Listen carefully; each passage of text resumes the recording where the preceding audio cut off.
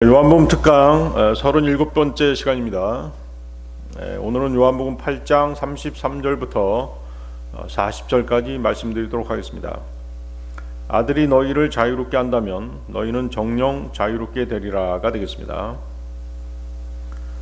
지난 시간에는 주님께서 너희가 진리를 알지니 진리가 너희를 자유롭게 하리라고 말씀하신 내용에 대해서 공부했습니다.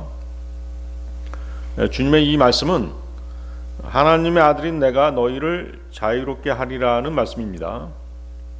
진리는 육신을 입고 오신 하나님의 독생자 예수 그리스도십니다. 예수님의 중보하심으로 말미암은 구원에 관해서 깨닫는 것, 그렇죠?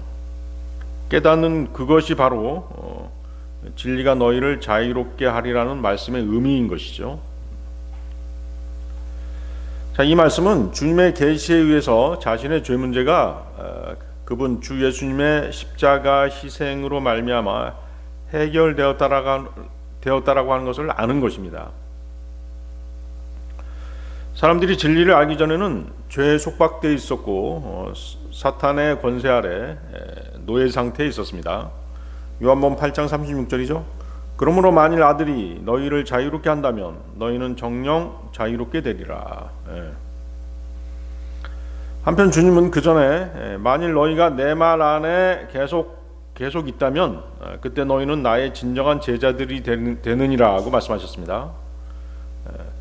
제자는 그분의 말씀 안에 거하는 자입니다. 그렇죠?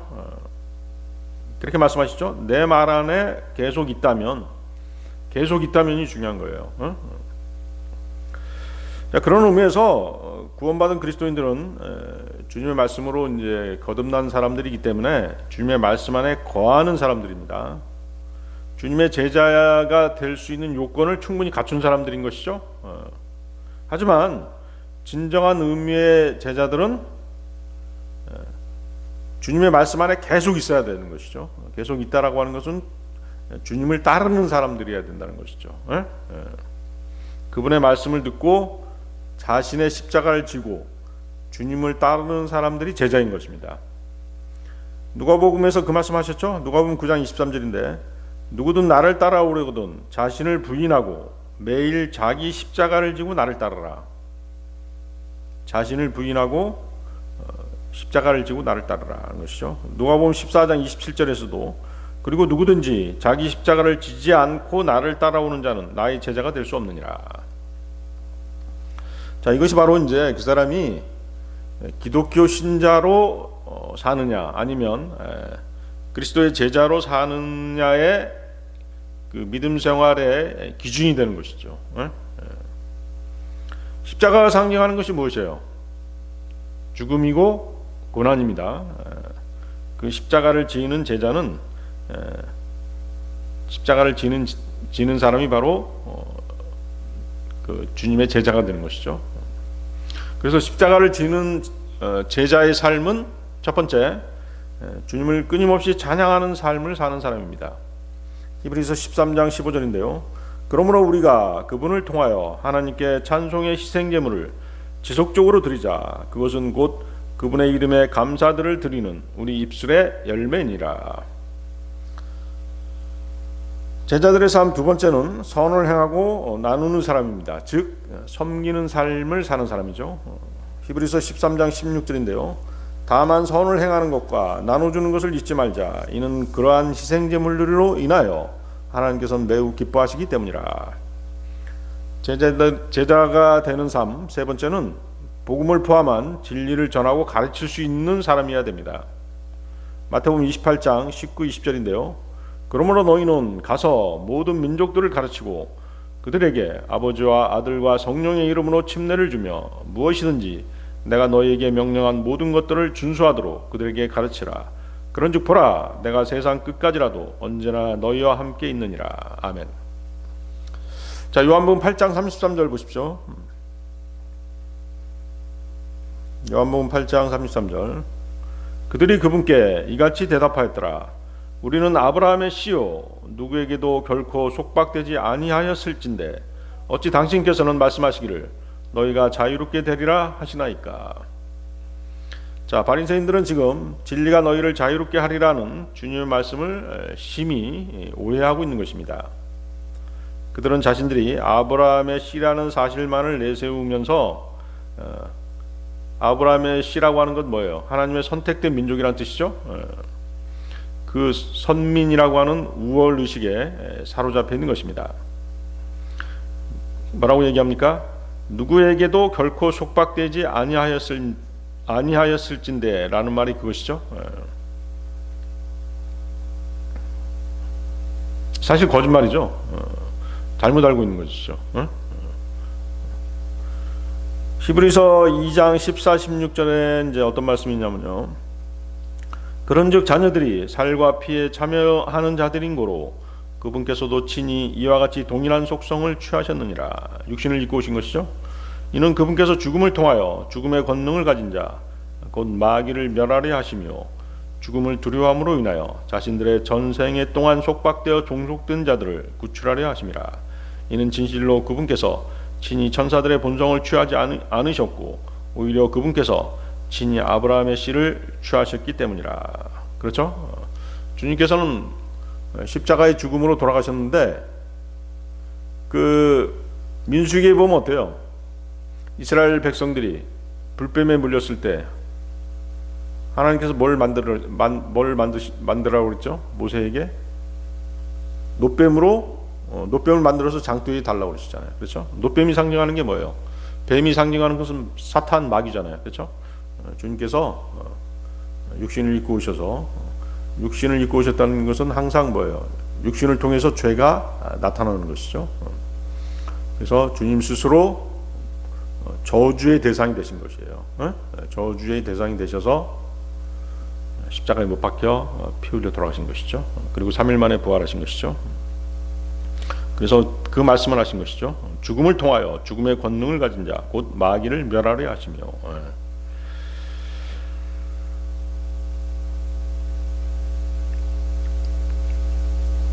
그래서 이제 육신을 입고 오셨다는 얘기를 그렇게 하신 것이에요. 그래서 아브라함의 씨로 오셨죠. 유대인으로 오신 것이잖아요.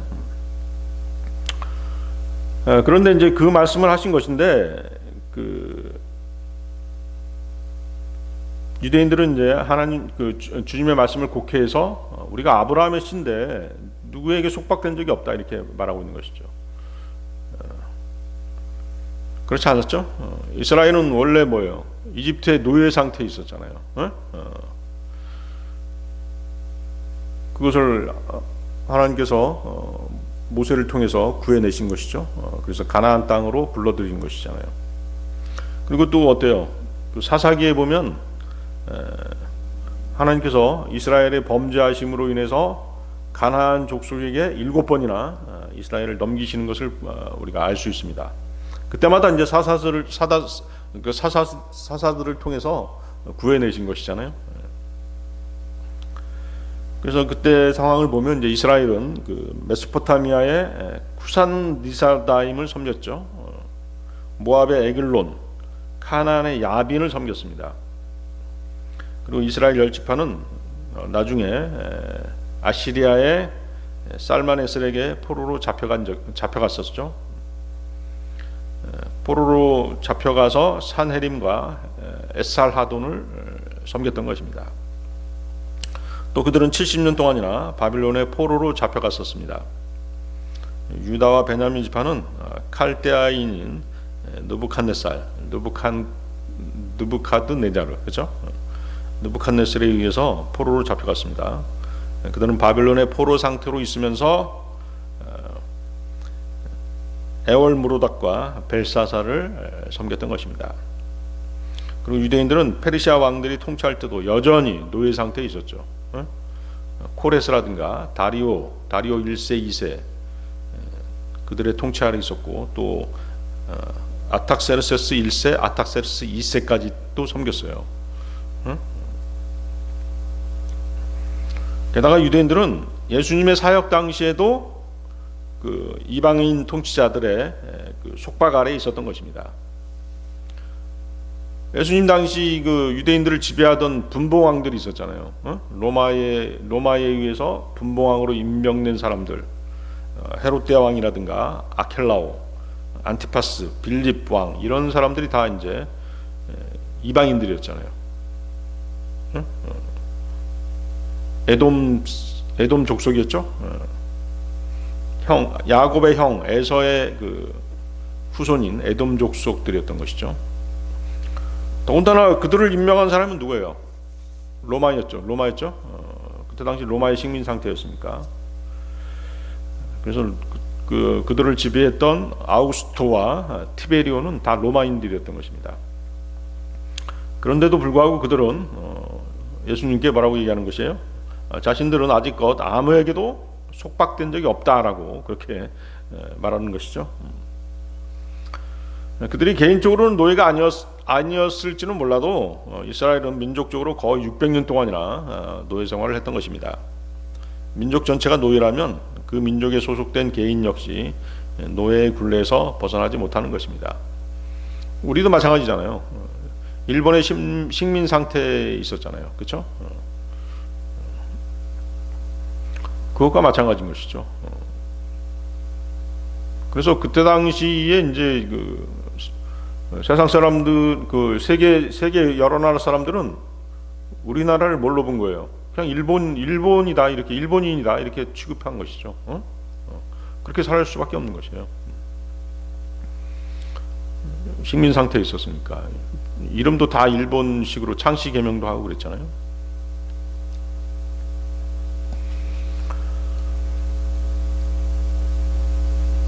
그래서 민족 전체가 노예라면 그 민족에 소속된 개인 역시 노예의 굴레에서 벗어날 수가 없는 것입니다.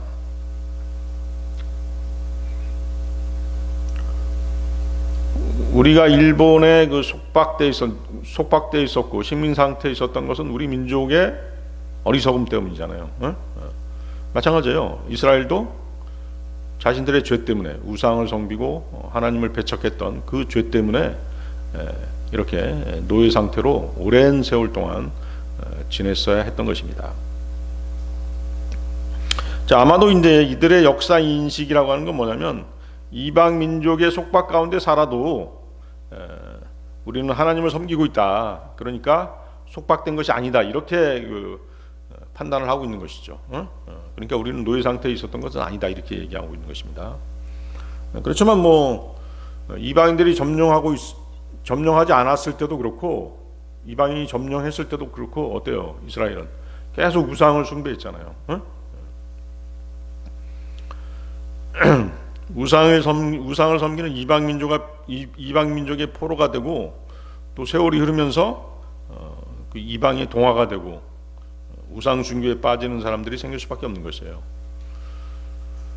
그때 이제 그 바빌론으로 포로로 돌아가지고 포로가 돼가지고 그 바빌론 땅으로 포로로 잡혀갔던 사람들, 많은 사람이 돌아왔지만 또 많은 사람들은 거기서 그냥 살아버린 거예요. 그래서 지금 그 이란이죠. 페르시아가 이란인데 이란 국민들 중에 그 상당수가 그 이스라엘 혈통 가진 사람들이 있어요.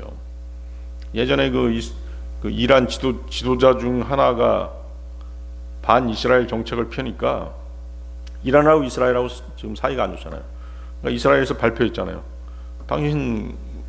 당신 이스라엘 계통이다 이렇게 얘기했잖아요. 그 다음부터 이 사람 갑자기 이제 조용해져 버렸죠. 반 이스라엘 정책을 펴다가 당신 이스라엘 사람이야 이렇게 얘기하니까, 혈통이 이스라엘 사람이야 이렇게 얘기하니까 갑자기 쑥 들어가 버렸죠. 그리고 이제 뭐 이스라엘이 이방의 포로 상태가 된 이유가 뭐예요? 근본적인 이유가 우상을 섬기고 하나님을 거부했기 때문에 그렇게 된 것이죠.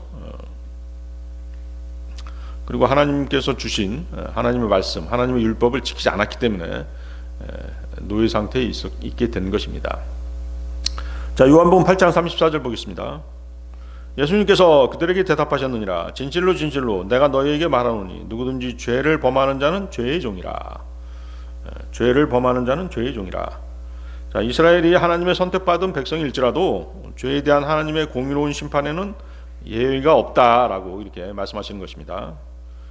그리스도인과 구원받지 않는 세상 죄인과의 차이가 있는데 그것이 뭘까요?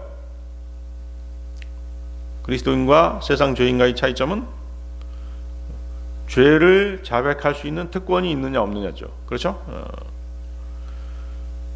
죄를 짓는 횟수와 죄의 경중에는 별로 차이가 많이 안 나요. 구원받은 그리스도인들도 계속 죄를 짓는 사람들 있잖아요. 그리스도인이든 세상 죄인이든 매일 죄를 짓고 사는 것이죠. 행동으로 죄를 안 짓는다 이렇게 얘기하는 사람도 있을 수 있는데, 우리 또 생각으로, 상상으로 죄를 짓는 것이에요. 기분 나쁘고 성질 나는 일이 있으면 어때요? 속으로 뭐라고 얘기해요? 속으로 욕하잖아요. 저는 확 죽여버릴까 속으로 생각한다고. 실제로 뭐 칼 들고 죽이는 건 아니지만 그게 다 죄잖아요. 그러나 그리스도는 어때요? 죄를 지었을 때 자백한다는 것이죠. 자신의 죄를 자백할 대상이 있다는 것이잖아요. 그래서 성경에 기록된 죄의 자백에 대한 하나님의 약속을 믿는 사람들이 그리스도인들이잖아요. 요한일서 1장 9절이죠. 만일 우리가 우리의 죄들을 자백한다면 그분께서는 신실하시고 정의로우셔서 우리에게서 우리의 죄들을 용서하시고 모든 불의에서 우리를 정결하게 하시느니라. 자, 그렇지만 세상 사람들은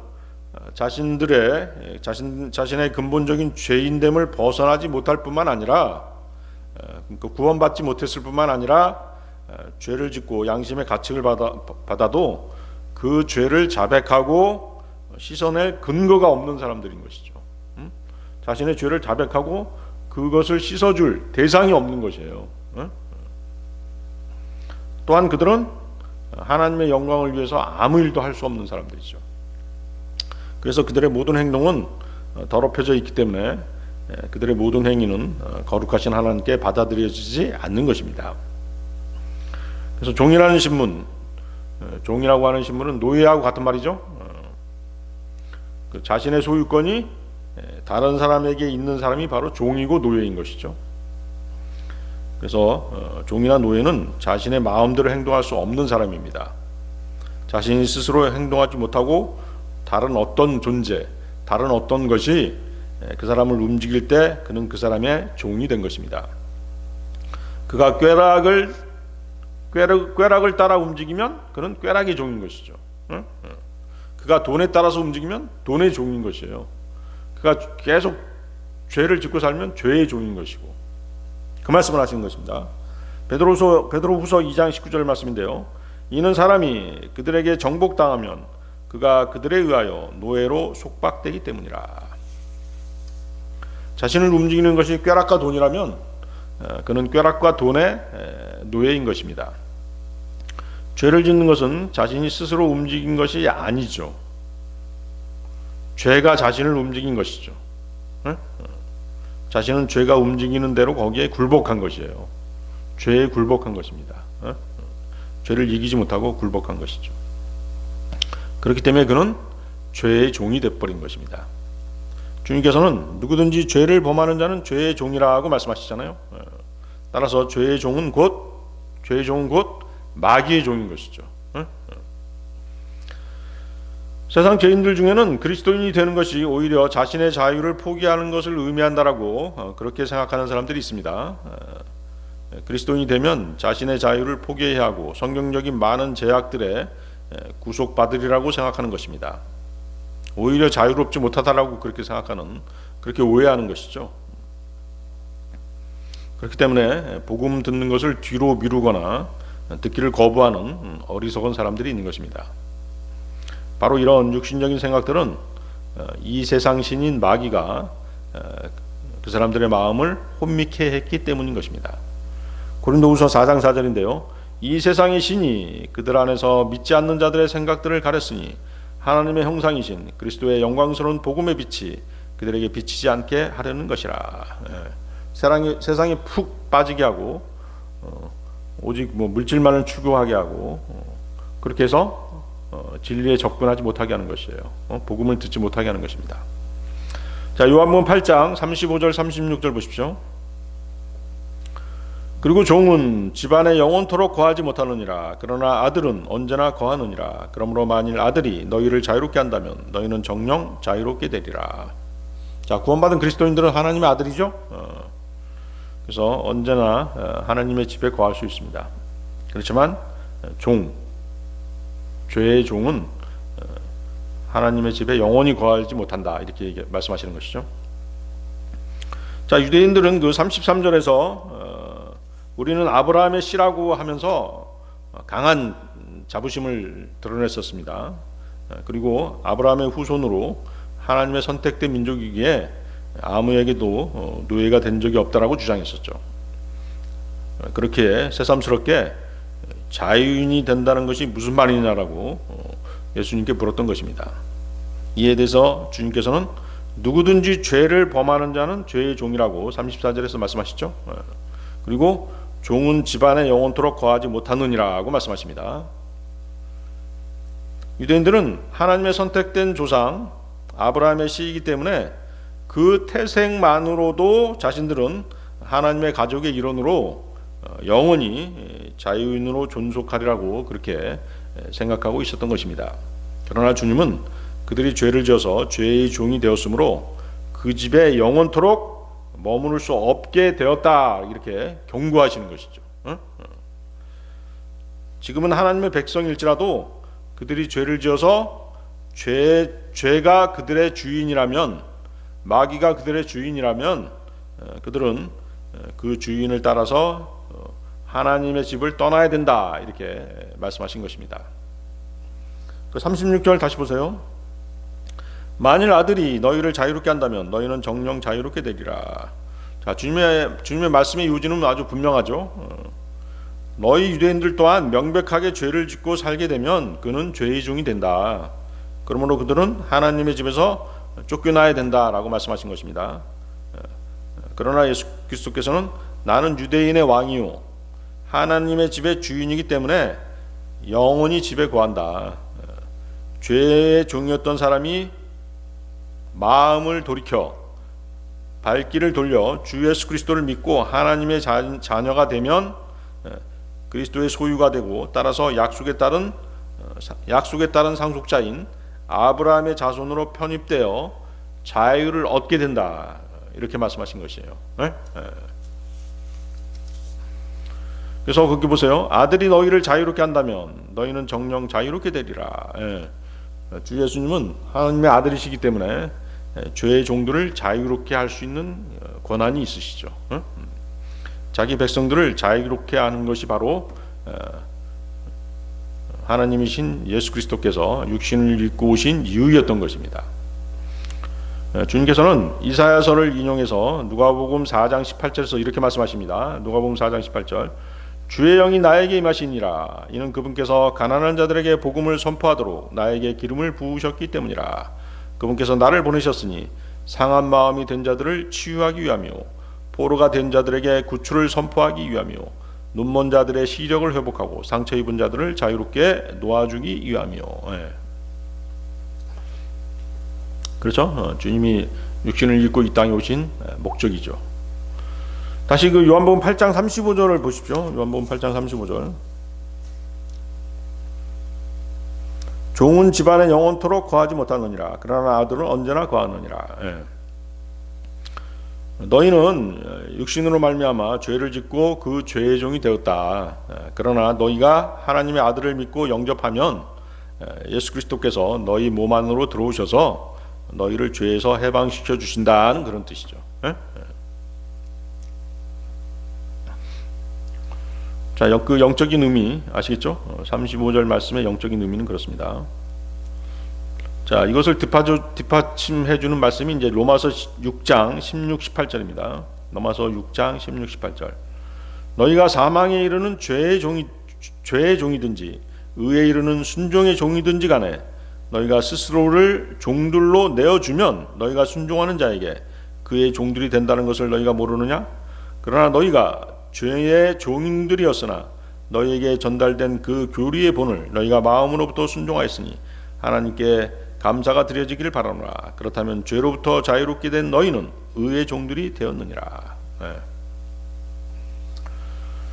실제적으로 주님께서 그렇게 하신 것이죠.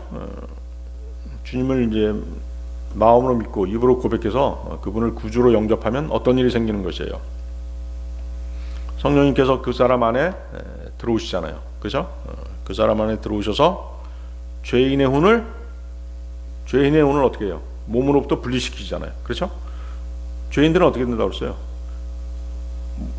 몸에 뭐가 붙어 있는 거야? 혼이 붙어 있다고 말씀드렸죠? 근데 구원받은 사람은 어떻게 해요? 성령님께서 죄의 몸에서 혼을 분리시킨다고 그랬잖아요. 영적 할례, 그죠? 영적 할례, 영적 수술이죠. 눈에 보이지 않는 영적 수술입니다. 그렇죠? 그렇게 되면 어떻게 돼요? 그 혼은 몸에서 분리되죠. 분리돼서 더 이상 죄의 몸을 섬길 필요가 없게 되는 것이잖아요.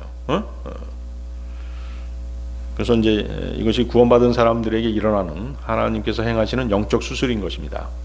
골로새서 2장 12절, 11절이 바로 그 내용입니다. 여러분들 골로새서 2장 11절 거기 표시를 해놓으세요. 눈에 보이지 않지만 이런 영적 수술이 구원받은 사람들에게는 바로 행해지는 것이에요. 구원받을 때 행해지는 것이죠. 골로새서 2장 11절, 그분 안에서 또한 너희가 사람들의 손으로 이루어지지 않은 할례 받았으니 그리스도의 할례로 육신의 죄들의 몸을 벗게 되었느니라. 바로 이 말씀이잖아요. 그래서 그 유대인들은 어때요? 태어난 지 8일 만에 할례를 받잖아요. 생식기의 끝을 도려내죠. 그 할례가 뭐의 예표인 것이에요? 바로 이 골로새서 2장 11절의 예표가 되는 것이에요. 아시겠어요? 그래서 뭐 일부 이제 잘못 알고 있는 사람들은 유대인들이 받는 할례는 뭐 침례의 예표다 이렇게 주장하는 사람인데 그건 잘못된 교리입니다. 잘못 알고 있는 것이에요. 영적 할례, 그리스도의 할례라고 되어 있죠. 여기 그리스도의 할례, 그것의 예표가 바로 유대인들이 받는 할례의 예표인 것이죠. 그래서 이 몸은 죄를 짓는 수단인 것이에요. 우리 몸에는 선한 것이 거하지 않는다라고 분명히 성경에서 말씀하시잖아요. 그래서 죄는 몸을 통해서 죄를 짓는 것이에요. 몸을 타고 이제 죄가 나타나는 것이죠. 그래서 죄를 짓는 수단이 되는 몸으로부터 자유롭게 되었잖아요. 뭐가? 우리 혼이 그리스도의 할례로 인해서 자유롭게 되었죠. 그래서 우리는 더 이상 구원받은 그리스도인들은 더 이상 죄의 종이 아닌 것이죠. 그래서 바울은 로마서 6장 12, 13절에서 이렇게 충고하죠. 로마서 6장 12, 13절 한번 보세요. 로마서 6장 12, 13절.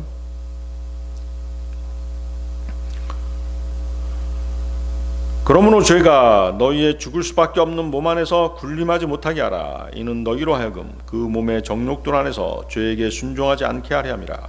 또한 너희는 너희의 지체들을 불의의 도구들로 죄에게 내어주지 말라. 오직 죽은 자들로부터 살아난 자들로서 하나님께 너희 자신을 내어드리고 너희의 지체들을 하나님께 의의 도구들로 내어드리라. 이제 그 죄의 몸을 섬길 필요가 없는데 아직도 우리는 죄의 몸 안에 있잖아요. 그렇기 때문에 죄가 너희 몸에 군림하지 못하게 해라.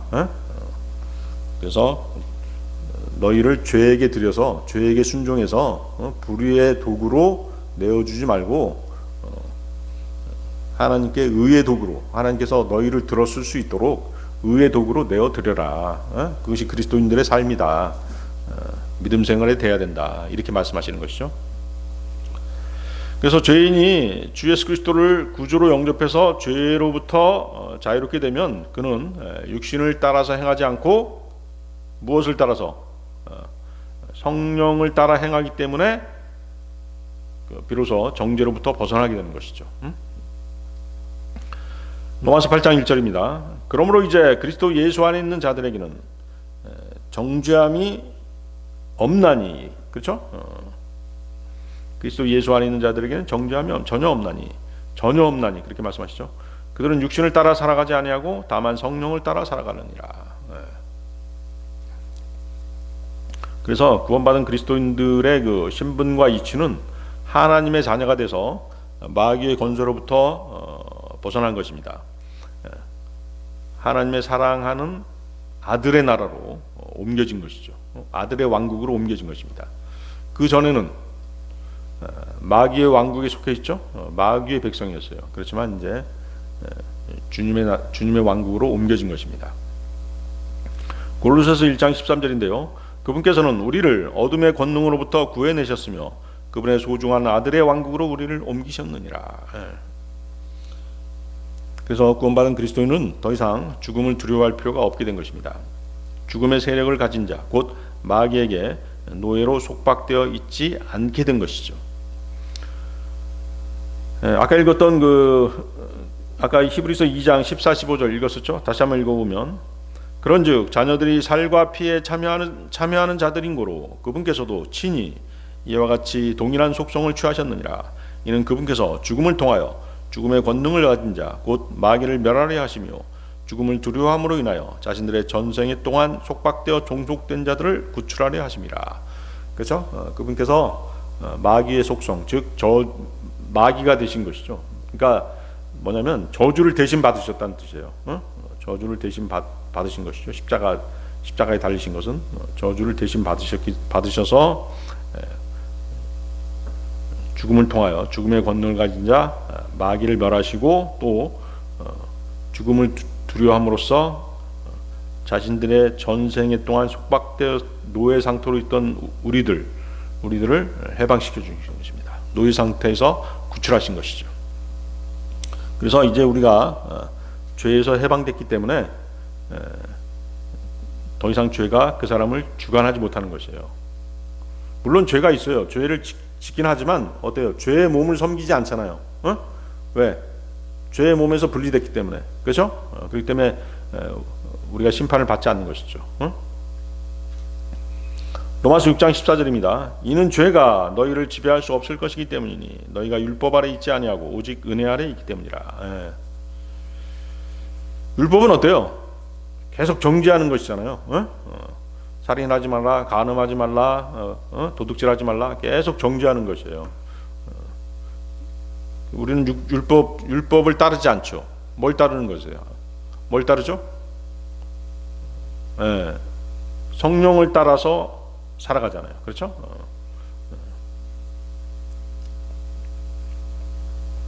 로마서 6장 18절. 그렇다면 죄로부터 자유롭게 된 너희는 의의 종들이 되었느니라. 그렇죠? 왜?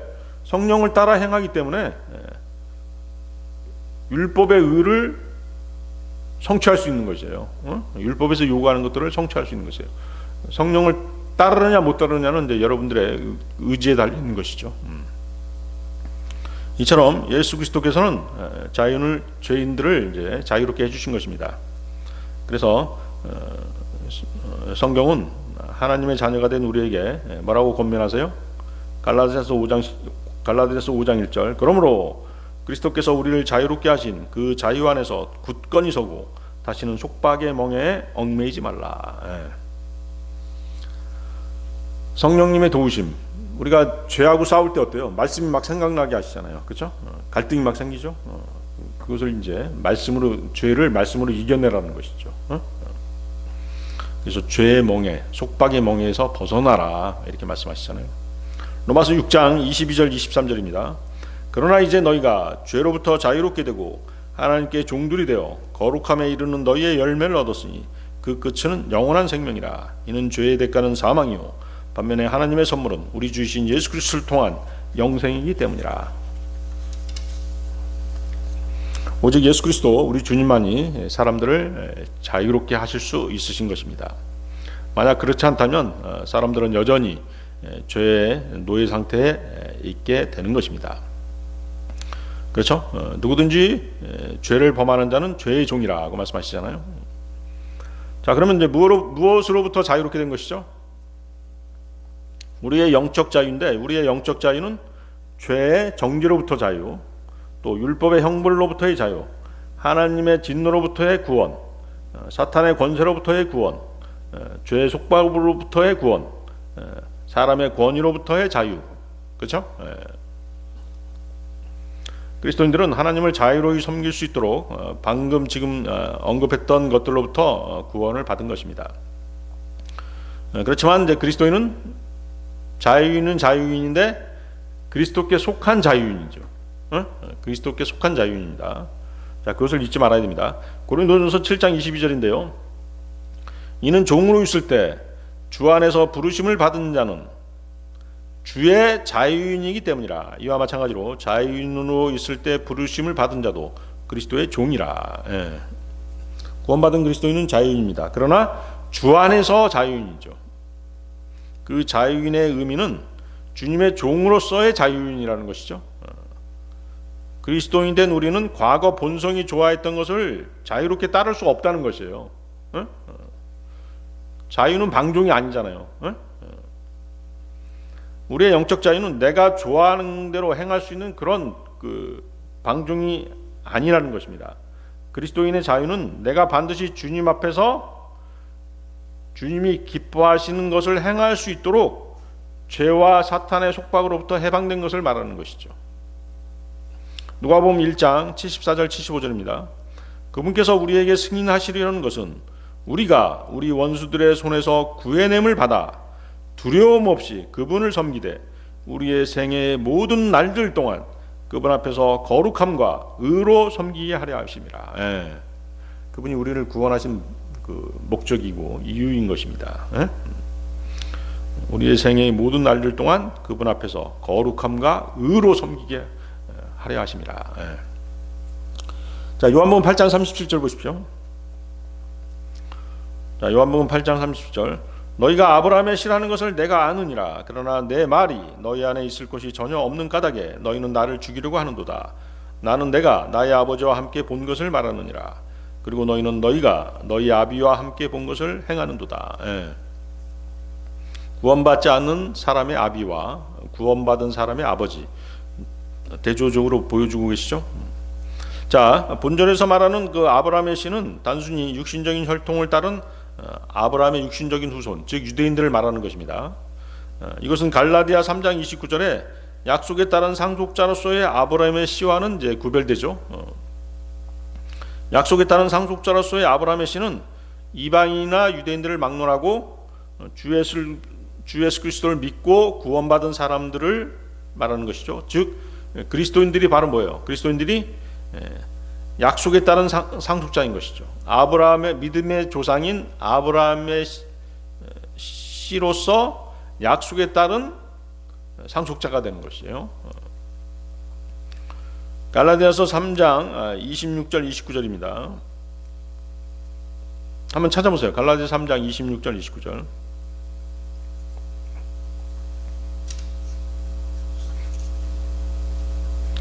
이는 그리스도 예수를 믿음으로 말미암아 너희가 모두 하나님의 자녀들이기 때문이라. 이는 그리스도 안으로 침례받은 너희는 다 그리스도를 옷 입은 것이기 때문이라. 거기에는 유대인도 없고 헬라인도 없으며 속박된 자도 없고 자유로운 자도 없으니 남성도 없고 여성도 없느니라. 이는 너희가 모두 그리스도 예수 안에서 하나이기 때문이라. 그리고 만일 너희가 그리스도의 것이면 그때는 너희가 아브라함의 씨이며 약속에 따른 상속자들이라. 정확하게 말씀하시죠? 그렇습니다. 그래서 자, 이 말씀은 이제 주님께서 39절에 언급하시는 아브라함의 자손과는 그 의미가 전혀 다른 것이죠. 그러니까 뭐예요? 유대인들이 구원받지 못하면 그냥 육신적인 아브라함의 씨일 뿐인 것이에요. 약속에 따른 상속자가 될 수 없다는 말씀인 것이죠. 그래서 예수 그리스도께서는 바리새인들에게 37절에서 뭐라고 말씀하신 거냐면 너희가 육신적으로는 아브라함의 후손인 것을 내가 안다. 그렇게 말씀하신 것이에요. 그리고 39절에서 만일 너희가 아브라함의 자녀들이라면 너희는 아브라함의 행위들을 하고자 하리라고 이렇게 말씀하십니다. 너희는 입으로는 아브라함의 씨라고 말하면서 행위들은 아브라함을 따르지 않고 있다. 더구나 나를 믿지 않기에 너희는 하나님의 자녀가 된 약속에 따른 상속자로서의 아브라함의 씨가 아니다. 따라서 너희는 영적으로는 아브라함의 자손이 결코 아니다라고 그렇게 아주 명확하게 선언하신 것입니다. 그래서 주님께서 이 말씀을 하신 목적은 아주 분명하죠. 주님은 유대인들이 육신적으로는 아브라함의 자손이긴 하더라도 그들은 분명코 거듭난 하나님의 자녀는 아니다, 이렇게 아니다는 그 사실을 강조하신 것입니다. 자, 그러자 이제 어때요? 바리새인들이 주님의 이 말씀을 듣자 더욱더 증오심이 더 끌어올랐죠. 주님을 죽이고자 하는 그런 마음이 더욱더 더 강력하게 생긴 것입니다. 그들이 이러한 증오심을 키우게 된 데는 그들 안에는 주님의 말씀이 없었기 때문인 것이죠. 주님께서 그렇게 말씀하시잖아요. 그렇죠? 내 말이 너희 안에 있을 것이 전혀 없는 까닭에 너희가 나를 죽이려고 한다. 에? 하나님의 말씀이 너희 안에 있었으면 너희가 나를 증오하지도 않을 것이고 죽이려고 하지도 않았을 것이다. 그렇지만 하나님의 말씀이 너희 안에 없기 때문에 나를 지금 해치려고 하는 것이다. 이렇게 말씀하시잖아요. 그래서 거기 이제 내 말이 너희 안에 있을 곳이 전혀 없다. 이 말씀은 이제 말씀이 들어갈 틈이 없다는 거예요. 아주 이제 완강하게 그 주님의 말씀을 거부하고 있는 그런 상태라는 것이죠. 그래서 그들은 마치 길가에 떨어진 씨. 길가에 떨어진 씨는 어때요? 씨가 뭐예요? 말씀이죠? 말씀이 길가에 떨어지면 어때요? 공중의 새들이 와서 먹어버리잖아요. 그렇죠? 그 비유가 아주 적당하죠. 마태복음 13장 4절인데요. 그리고 그가 씨를 뿌렸을 때 어떤 씨들은 길가에 떨어졌기에 날짐승들이 와서 그것들을 삼켜버렸느니라. 예. 그래서 이 씨는 하나님의 말씀이고 날짐승은 뭐예요? 마귀들이죠. 그렇죠? 날짐승들은 마귀들입니다. 그래서 이 구절에 대한 해석은 마태복음 13장 19절이 스스로 해주시죠. 어떤 이가 왕궁의 말씀을 듣고 그것을 이해하지 못할 때면 그때 그 사악한 자가 와서 그의 마음속에 뿌려진 것을 채가느니라. 이 사람이 길가에서 씨를 받아들인 자라. 예. 유대인들이 그런 상태에 있다는 것이죠. 그래서 구원받은 사람과 잃어버린 바 된 사람을 본질적으로 구별짓는 것은 바로 하나님의 말씀을 받아들이느냐 그렇지 못하느냐 그 차이인 것이죠. 갈라디아 그 4장을 보면 육신으로 난 아브라함의 아들 이스마엘과 약속으로 난 아들 이삭을 비유하고 있죠. 갈라디아 4장 한번 보세요. 갈라디아 4장 22절 26절. 갈라디아서 아까 한 장 넘겨보면 나오죠. 갈라디아 4장 22절 26절. 이는 기록되기를 아브라함에게 두 아들이 있었는데 하나는 노예로 속박된 여인에게서 낳고 다른 하나는 자유로운 여인에게서 낳도다 하기 때문이라. 그러나 여자 노예에게서 난 자는 육신을 따라 태어났으나 자유로운 여인에게서 난 자는 약속에 의하여 태어났느니라. 이것들은 풍륜이라. 이는 이들이 두 언약들이기 때문이라. 시나이 산에서 나온 이는 속박을 불러일으키는 자니 곧 아갈이라. 이는 이 아갈이 아라비아에 있는 시나이 산이요 지금 있는 예루살렘에 대응하니 그녀의 자녀들과 함께 속박되어 있기 때문이라. 그러나 위에 있는 예루살렘은 자유로우니 그것은 우리 모두의 어머니라. 예. 자, 사실 이건 뭐예요? 율법과 은혜에 관한 것이죠. 율법과. 그래서 그 노예 아갈이죠. 하갈. 거기 이제 그 아라비아에 있는 시나이 산이 나오잖아요. 율법을 어디서 받았어요? 시나이 산에서 받았죠. 그리고 육신으로 난 아브라함의 아들 이스마엘은 집에서 나중에 쫓겨나잖아요. 그렇죠? 하나님께서 그 약속의 자녀인 이삭을 주시겠다라고 약속하셨는데 아브라함과 사라가 그 약속을 신뢰하지 않았죠. 육신이 앞서가지고 나중에 어떻게 돼요? 사라가 자기 여종을 들여서 후사를 얻자 이렇게 얘기하잖아요. 그래서 하갈을 들여서 하갈을 통해서 난 자식이 누구예요? 이스마엘이잖아요. 응? 그렇죠? 그러다가 나중에 이제 하나님께서 이제 이삭을 주시잖아요. 그러다가 어떻게 이스마엘이 이삭을 핍박하잖아요. 그러니까 하나님께서 사라 편을 주셨죠. 사라 편을 들으셔서 이스마엘을 내쫓아라 이렇게 말씀하시잖아요. 바로 그것이 비유, 풍류라는 것이죠. 율법은 어떻게 돼요? 율법은 은혜 주 예수님을 통한 은혜로 인해서 율법은 자리를 내주어야 되는 것이죠. 바로 그 비유인 것입니다. 그래서 나중에 이제 약속의 자녀인 이삭이 아브라함이 유업을 물려받죠. 바로 그것입니다. 주 예수 그리스도를 믿는 믿음으로 말미암아 얻은 구원은 하나님의 은혜잖아요. 그래서 주 예수님을 통한 은혜로 인해서 율법은 그 자리를 내어줘야 되는 것입니다. 율법은 쫓겨나게 되어 있다는 것이죠. 주님은 주님을 믿고 구원받아서 하나님의 자녀가 된 사람들에게 갈라디아 4장 28절에서 뭐라고 말씀하세요? 갈라디아 4장 28절, 형제들아 이제 우리는 이삭이 그랬던 것처럼 약속의 자녀들이라고 말씀하십니다. 구원받은 그리스도인들이 이삭과 같은 영적인 아브라함의 후손이라는 것이죠. 또 약속의 자녀들이라고 그렇게 결론을 내려주시는 것입니다. 그들 유대인들은 율법을 받았지만 율법을 받았고 아브라함의 후손일지라도 주 예수님의 말씀을 받아들이지 않는다면 훗날 어떻게 된다는 것이에요? 쫓겨날 수밖에 없다. 그렇게 말씀하신 것이에요. 대신 하나님의 말씀을 믿음으로 받아들인 이방인들이 하나님 아버지의 집으로 받아들여지는 것이죠. 그래서 말씀을 받아들이면 구원을 받는 것이고 하나님의 집에 영원히 거하는 것이고, 받아들이지 않으면 하나님의 집에서 쫓겨나는 것입니다. 또 말씀을 마음속에 간직하면 믿음 생활에서 열매 맺는 삶을 사는 것이죠. 그렇죠?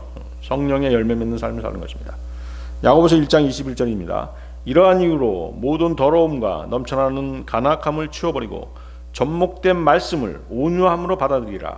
그 말씀은 너희의 혼들을 능히 구원할 수 있느니라. 시편 119편 11절, 제가 당신의 말씀을 제 마음속에 간직하여 싸우니 제가 당신을 대적하여 죄를 짓지 아니하려 함이니이다. 그렇죠? 죄를 짓는 것은 하나님을 대적하는 것이에요. 말씀이 있으면 말씀으로 싸우잖아요. 그렇죠? 성령의 검이잖아요. 그렇죠? 그래서 죄를 이길 수 있죠. 반면에 말씀을 거부한 자들은 하나님의 말씀이 오히려 그들을 심판하게 된다라고 그렇게 말씀하시죠. 요한복음 12장 48절입니다. 나를 거절하며 나의 말들을 받아들이지 아니하는 자에게는 그를 심판하는 이가 있느니라. 내가 말한 그 말, 바로 그 말이 마지막 날에 그를 심판하리라. 자, 요한복음 8장 38절로 가겠습니다. 요한복음 8장 38절. 나는 내가 나의 아버지와 함께 본 것을 말하느니라. 그리고 너희는 너희가 너희 아비와 함께 본 것을 행하는도다. 아까 그 37절 다시 보십시오. 37절하고 연결되는 것입니다. 37절에 보면 나는 내가 나의 아버지와 함께 본 것을 말하느니라. 그리고 너희는 너희가 너희 아비와 함께 본 것을 행하는도다. 이렇게 말씀하시죠.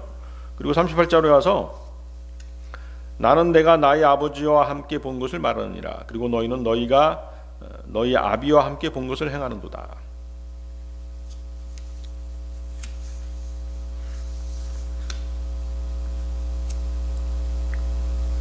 자, 그러니까 뭐예요? 서로 다른 아버지 둘이 언급되고 있잖아요.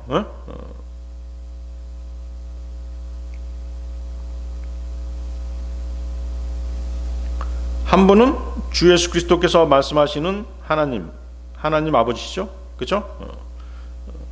또 다른 하나는 죄의 종류 타고 있는 자들이 섬기는 죄의 아비 마귀죠.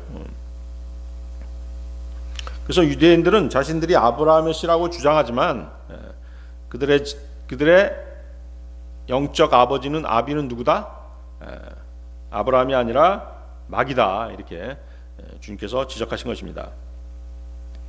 그렇지만 주님은 어때요? 주님이 유대인들을 가르친 것, 유대인들에게 가르친 것들은 다 누구로부터 받은 것이에요? 하나님 아버지로부터 받은 것이죠. 그래서 그 말씀의 성격과 그 안에 담긴 메시지는 그분의 아버지가, 주님의 아버지가 누구인지를 분명하게 보여주는 것입니다. 그렇죠? 아들은 아버지 닮는다고 그런 얘기 하잖아요. 영향을 안 받을 수가 없거든요. 그래서 그 말씀의 인격성과 영적인 속성들은 거룩하신 삼위일체 하나님으로부터 나온 것이죠. 반면에 바리새인들의 행동들, 즉 거짓과 악의가 튀어나오는 그들의 행동들은 도덕적이고 영적인 관점에서 봤을 때 그들의 아버지는 아브라함의 하나님도 아님을 분명하게 증거해주고 있는 것이죠. 그래서 주님은 너희의 인격과 영적 특성을 형성해 준 자는 하늘에 계신 하나님 아버지가 아니라 세상에 있는 것이다. 세상적인 것이며 그 세상을 지배하는 자가 사탄이기 때문에 그 사탄을 따라서 너희의 인격이 형성되었다. 그는 처음부터 살인자이며 거짓의 아버지다.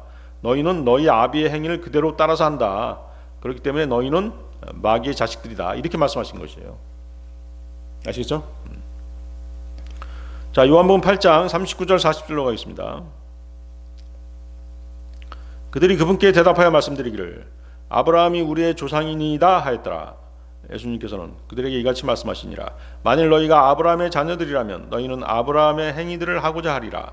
그러나 이제 너희는 너희에게 진리를 알려준 사람 곧 나를 죽이려고 하니 그 진리는 내가 하나님께 들은 것이라. 아브라함은 이렇게 행하지 아니하였도다. 자, 유대인들은 이제 주님께서 자신들의 어리석음을 지적하시자 그 뜻이 무엇인지 분명히 알아챈 것이죠. 그렇지만 그들은 속으로 분을 삭히면서 주님을 아브라함을 비방하는 자로 몰아붙이는 것입니다. 강하게 반발하는 것이죠. 그러면서 이제 다시 또 뭐라고 얘기하는 것이에요. 아브라함이 우리 조상입니다. 이렇게 또 얘기하는 것이죠. 이제 이것은 뭐냐면 자신들을 하나님을 믿지 않은 이방인들과 대조시킨 것이죠. 이방인들은 종의 상태에 있다. 그러나 지금 당신의 말을 듣고 있는 우리는 하나님의 언약 백성이다. 선민이다. 선택된 백성이다. 누구의 노예가 된 적이 없다라고 이렇게 다시금 강조해서 말한 것입니다. 자, 그렇지만 성경은 뭐라고 말씀하세요? 아브라함이 할례를 받지 않고서 믿는 모든 자의 아비다 이렇게 얘기하죠. 할례를 받지 않고서 믿는 모든 자의 아비. 할례는 율법을 주어진 사람들이 받는 것이잖아요. 근데 아브라함이 하나님을 믿을 때 할례를 받았어요, 안 받았어요? 안 받았어요. 율법을 받지 않은 상태에서 하나님을 믿은 거란 말이에요. 할례를 받지 않은 상태에서 하나님을 믿었어요. 로마서 4장 8절 10절 말씀입니다. 주께서 그에게 죄를 전가하지 아니하실 사람은 복되도다 하였도다. 그렇다면 이 복이 할례자에게만 임하느냐 아니면 무할례자에게도 임하느냐? 이는 우리가 아브라함에게 믿음이 의로 간주되었다라고 말하기 때문이라. 그렇다면 어떻게 그 믿음이 의로 간주되었느냐? 그가 할례자로 있었을 때냐 아니면 무할례자로 있었을 때냐? 할례자로 있을 때가 아니라 다만 무할례자로 있었을 때라. 그렇죠? 우리가 주님을 믿으면 의인이 되잖아요. 그렇죠? 의인으로 취급받는 것이죠. 그렇죠? 근데 어때요? 우리가 할례 받고 믿은 것이 아니잖아요. 또 아브라함도 어때요? 할례 받기 전에 믿었다라고 지금 말씀하시는 것이에요. 그래서 할례는 율법의 규정입니다. 그래서 갓난아이가 태어나면 8일 만에 할례를 받게끔 그렇게 규정되어 있어요. 그래서 유대인들은 그들이 하나님의 백성이라고 하는 그 증표로 할례를 받는 것이죠. 그래서 저 사람이 유대인인지 아닌지 알 수 있는 방법이 뭐예요? 할례 받았느냐, 또 뭐예요? 안식일 지키느냐, 그 두 가지를 보거든요. 그래서 유대인들은 어때요? 안식일을 지키고 또 절기도 지키고, 그렇죠? 그렇지만 로마서 9장 8절은 아브라함의 자손이 진정한 아브라함의 자손이 누구인지를 아주 분명하게 말씀해 주고 계십니다. 즉 육체의 자녀들인 자들 곧 이들은 하나님의 자녀들이 아니니라. 오직 약속의 자녀들이 그 씨로 여겨지느니라. 육신의 자녀들이 아브라함의 씨가 아니라 약속의 자녀들이 아브라함의 씨다. 진정한 아브라함의 씨다. 이렇게 말씀하시잖아요. 자, 유대인들은 할례를 받았습니다. 그러나 믿음으로 거듭난 하나님의 자녀로서의 아브라함의 자손이 아니기 때문에 그들은 아브라함과 같은 믿음이 없고 따라서 아브라함의 행위대로 하지 않는다라고 주님께서는 지적하신 것이에요. 아브라함의 행위는 하나님을 믿고 그분의 말씀에 믿음으로 순종하고 행동하고 순종하는 일이 바로 아브라함의 행위였죠. 그래서 아브라함은 자신이 할례를 받지 않았을 때 하나님을 믿었습니다. 그리고 하나님 앞에서 믿음으로 행동하고 순종했습니다. 그러나 유대인들은 육신의 표로 할례를 받았지만 정작 하나님의 말씀이 그들 안에 있을 곳이 없기 때문에 하나님의 말씀이 없기 때문에 그들이 하는 행동이라고 하는 것은 하나님의 순종과는 거리가 멀고 오히려 마귀적인 행동을 한다는 것이죠. 거기 다시 40절 보십시오. 너희는 너희에게 진리를 알려준 사람 곧 나를 죽이려고 하니 그 진리는 내가 하나님께 들은 것이라. 아브라함은 이렇게 행하지 아니하였도다. 예. 자, 주님께서 이렇게 말씀하신 뜻은 무엇이에요? 너희가 만일 영적으로 아브라함의 자녀들이라면, 즉 너희가 아브라함 같은 성품을 지녔다라고 한다면 너희는 그의 행동을 본받았을 것이다. 그러나 너희는 그와 정반대로 행동한다. 너희는 너희에게 결코 해를 끼치지도 않았고 단지 너희에게 가장 중요한 하늘의 진리를 알려준 나를 죽이기를 원하고 또 죽이려고 하고 있다. 아브라함은 하늘로부터 그에게 전달된 것을 믿음으로 받았었다. 그는 결코 어느 누구에게도 해를 입히지 않았다.